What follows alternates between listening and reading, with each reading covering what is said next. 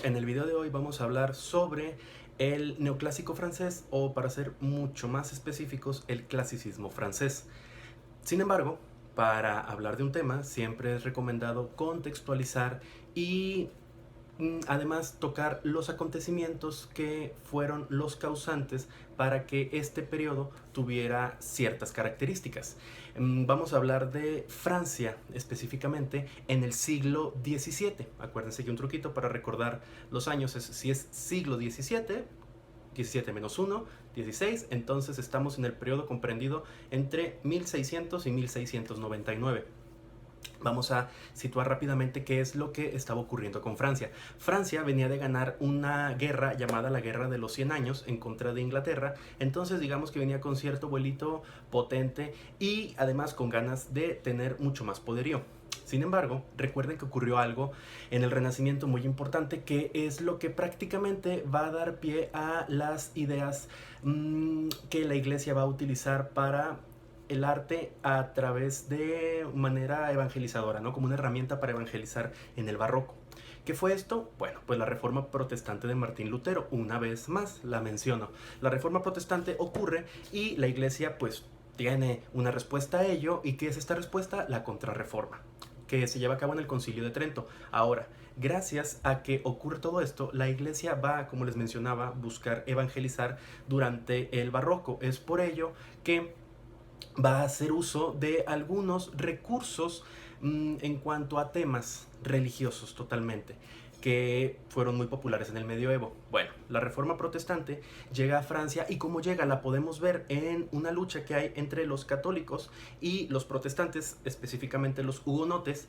Ellos están en pugna y el día de San Bartolomé, a finales de 1572 para ser más específico, hay una gran matanza por parte de los católicos hacia los hugonotes. Hay una matanza en la calle, todos estos pobres terminan muertos, los masacran en la calle y esto genera un conflicto social impresionante. Tan poderoso conflicto que lleva al asesinato del rey de aquel entonces, que era Enrique III de Francia. Aclaro porque hubo un Enrique III, un periodo medieval que nada que ver con este. Y después Enrique IV sube al poder. Sin embargo, a pesar de que Enrique IV se convierte al catolicismo, esto no evita que lo terminen también asesinando.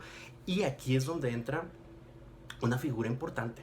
Les digo, esto es como para contextualizar. De hecho, va a estar segmentado en tres. Este primer video va a ser simplemente el contexto previo al clasicismo francés. El segundo video va a ser con Pierre Corneille, la querella del Cid, Jean-Baptiste Poquelin Molière y finalmente Jean Racine. Entonces, y el final es pues la herencia ahora sí que del clasicismo francés, que en gran medida es la comédie française. Bueno, con esto debí haber empezado, ¿verdad? En fin, regresando al asesinato de Enrique IV, tenemos al infante Luis XIII.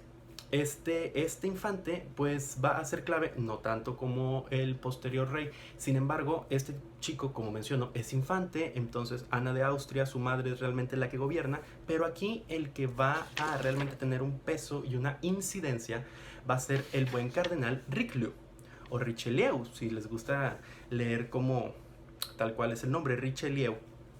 Él hace algo que va a ser muy importante para el Rey Sol, que es concentrar el poder en la corona, es decir, lograr calmar todas estos ánimos que estaban muy álgidos en cuanto a lo social y demás, y todo el poder se concentra ahora en la corona. Gracias a esto se consigue estabilidad social y económica y pues empieza a educar a quien era su ahijado en aquel momento, Luis XIV. Les digo, el que va a venir a ser el Rey Sol.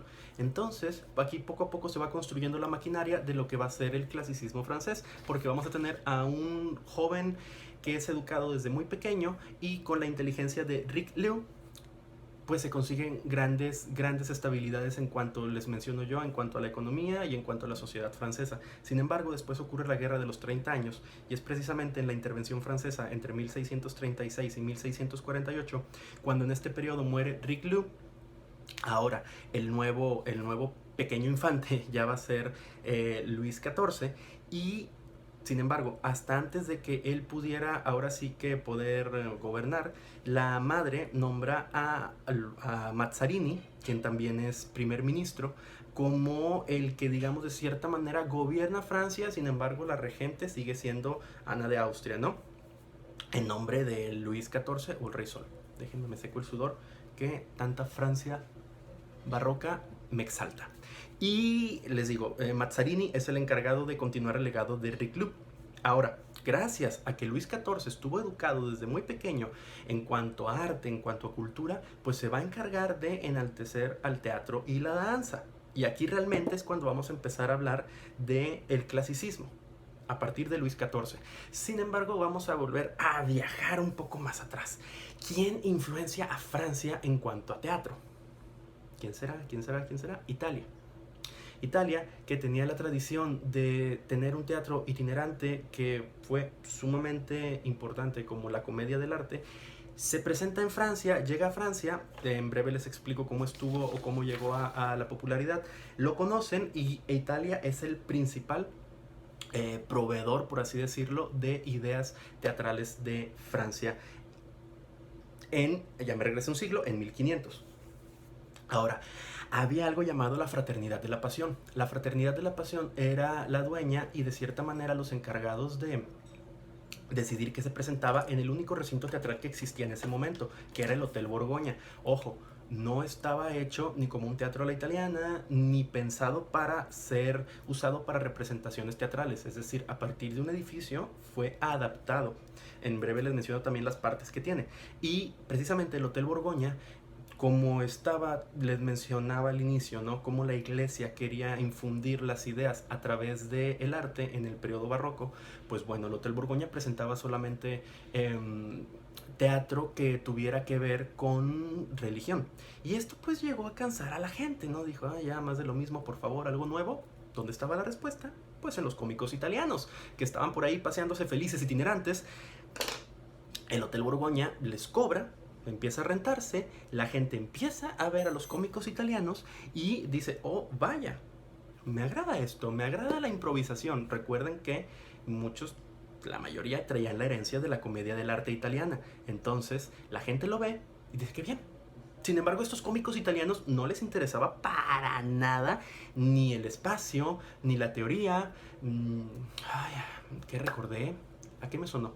Total, no les interesaba indagar más allá del teatro, simplemente les importaba que hubiera gente.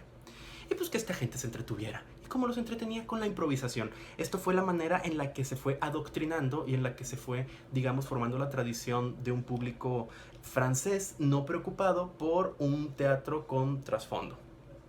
Estoy hablando todavía en el periodo barroco, antes del clasicismo. Acuérdense que este video es para contextualizar. Este público crece y medio siglo después el teatro se considera una diversión culta o un divertimento culto. A pesar de que es un divertimento culto, los edificios en la capital no son para nada bonitos ni para gente de alto rango, ¿no? Porque precisamente era a quien iba dirigido estos espectáculos, ¿no? A los nobles.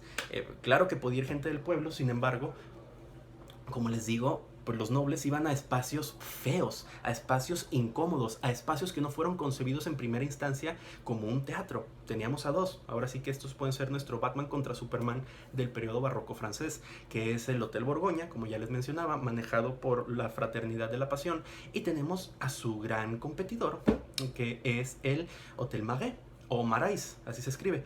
El Hotel Borgoña y el Teatro de Marais, du Marais o Marais, como le quieran decir. Entonces, este Batman contra Superman compiten por el público. Hagan de cuenta, si uno actualiza en algo, el otro le quiere seguir. Si uno le pone más capacidad, el otro quiere hacer más grande el escenario. Estaban en una pugna constante. El Hotel Borgoña tenía espacio para 1600 espectadores y el Marais, después de una remodelación, para 1500. Les digo, iban Precisamente en el Hotel Borgoña, les digo, no era un espacio a la italiana per se. Y el área que normalmente en el antiguo teatro griego, el teatrón, se le conocía como orchestra, que evoluciona para el teatro, la arquitectura teatral romana, aquí se le conoce como parterre, que es el área de las butacas. Si ustedes van a un teatro de la italiana, el área de las butacas era conocida como parterre y estaba simplemente en tierra, no había donde sentarse, había gente con dagas, gente con espadas, vendedores de pasteles y demás, lo que provocaba un tumulto, hubo muchas muertes, hubo muchas peleas, porque la gente de repente, ¡ay! ¿Quién me empujó? ¿Quién me clavó su daga? Y demás, ¿no? Entonces ahí se peleaban y se mataban, y aparte le aventaban a los actores pues productos alimenticios si algo no les parecía, porque sobre el escenario se sentaban los nobles, entonces estaban pegaditos al actor, no le daban espacio para actuar. Es por ello que en aquel instante todavía no surge la figura del director de escena, eso viene hasta mucho después. Es decir, el actor apenas se puede mover. ¿Quién va a encargarse de realmente generar un trazo escénico? No es necesario. Y les digo, los nobles estaban sobre el escenario, en el parterre estaban ahora sí que los pobrecitos, atrás, a mero atrás había una zona llamada plateas, que no se imaginen las plateas bonitas de hoy en día, ni con lo que se nos viene a la mente, eran muy reducidas, muy incómodas, muy apretadas, y ahora sí que lo bello estaba en los lados, lo que se le llamaba galerías. Esta a grandes rasgos era la arquitectura del Hotel Borgoña, les digo, un espacio en primera instancia no concebido para el teatro. Ahora, ¿cómo iba a superar el buen Marais al Borgoña? Pues vino de la mano de Pierre Corneille, que estrena en 1636 una obra que iba a ser clave y punto de inflexión en su carrera, llamada El Cid. Les digo, en el segundo video voy a hablar bien de los tres grandes referentes del teatro del clasicismo francés, que es Pierre Corneille, Jean-Baptiste Poquelin-Molière y Jean Racine. Lo repito otra vez. Entonces Corneille estrena El Cid en el Marais. Esto genera un tumulto impresionante, ¿no? O sea, maravilloso, maravilloso. Lo hizo famoso, le dieron 1000 le pagaron de más, pero tuvo muchas envidias y se llevó a cabo lo que se conoce como la querella del Cid, porque el buen Corneille le gustaba basarse en el siglo de oro español, ¿no? Entonces el Cid está basado es una suerte de contaminatio, como lo que hacían los romanos, ¿no? Tomar dos textos, ¡fum! Claro que aquí pues está mucho más copia, ¿no? Y empezaron a criticar a Corneille, empezaron a decirle que tú eres un copión, que no eres original, todos los envidiosos, ¿no? Como siempre. Y pues bueno, esa es otra historia que contaré en el otro video. Ahora, Richelieu, todavía no se muere el buen Richelieu, dice, ay, qué bonito, yo también quiero mi propio teatro. Y le construyen el Palacio Cardenal. Sin embargo, esto es un año antes de su muerte. Muere y ahora lo convierte en el Palacio Royal. Y ya se queda como una suerte de teatro para la corte. Este sí estaba totalmente hecho a la italiana. Pueden investigar las 11 características que dice Anne Bogart, sobre lo que debe tener un teatro para ser considerado a la italiana. Ahora, las personas que escribían teatro no se les llamaba dramaturgos, se empezó a hacer la tradición de llamarlos poetas. De hecho, esto es algo que Stanislavski también dice, ¿no? Así le dice Stanislavski a los dramaturgos poetas. Bueno, ok. Vamos a hablar rápidamente nada más de los géneros que gustaban en aquel entonces. Antes de que empecemos con el clasicismo en sí, tenemos a la tragedia, tenemos a la comedia, tenemos al pastoral, que es una especie de, ¿cómo decirlo? Como una tragedia sin coros, así lo describe el maestro Enrique Ruelas. Tenemos a la tragicomedia también. Y bueno, fíjense, aquí es donde empieza todo el merequetengue. ¿Por qué? O también porque se le va a llamar neoclásico o clasicismo, dependiendo del autor que ustedes lean, aunque normalmente se elige más clasicismo para hablar de teatro, porque neoclásico está más más arraigado o más acertado en cuanto a arquitectura. ¿Por qué? ¿Por qué clasicismo? ¿Qué periodo era clásico e importante? ¿Quiénes fueron? Los griegos. Y como decía Aristóteles que debía hacer la tragedia en la poética, por ahí anda. Bueno, no eran actos, ¿verdad? Eso ya es una herencia que adaptan los italianos. Aristóteles habla de 5 episodios, pero los italianos dijeron que 5 actos. Y como Francia quería copiar a Italia, pues tómala tus 5 actos, ¿no? Y aparte, las 3 unidades aristotélicas, acuérdense, no las dijo Aristóteles per se, más bien fue adaptación de los teóricos italianos del Renacimiento. ¿Cuáles eran las 3 unidades? Espacio, es decir, que todo ocurriera en un mismo lugar. Tiempo, que no pasara más de 24 horas, y acción, que solamente hubiera una acción principal y algunas que la apoyaran, pero no, solamente una acción es la mera buena. Y los franceses, no conformes, dijeron, ay, pues si le añadimos 2, decoro y verosimilitud. El decoro, que también es una herencia de Italia, es decir, que lo que se ve en escena sea decoroso, sea lindo, no sea grotesco. Y finalmente la verosimilitud, que lo que esté ocurriendo ahí sea algo que pueda ocurrir en la realidad, ¿no? Complicado. Pero bueno, así de cuadrados eran los franceses. Y esta cuadradez no le funcionó a Cornell, que también era un tanto rebelde, no como Lope de Vega, pero pues sí, sí lo era. Entonces, bueno, todo esto ocurre, esto que les platiqué en este video, que pensé que iba a ser más corto, ocurre antes del clasicismo francés, que es en el periodo, ahora sí, importante, de 1600 a 1000. Sí, en todo el siglo XVII, como les mencionaba, prácticamente. Llegamos ya hasta aquí. Lo siguiente es ver de lleno ahora sí a Cornell, a Molière y a Racine en el siguiente video.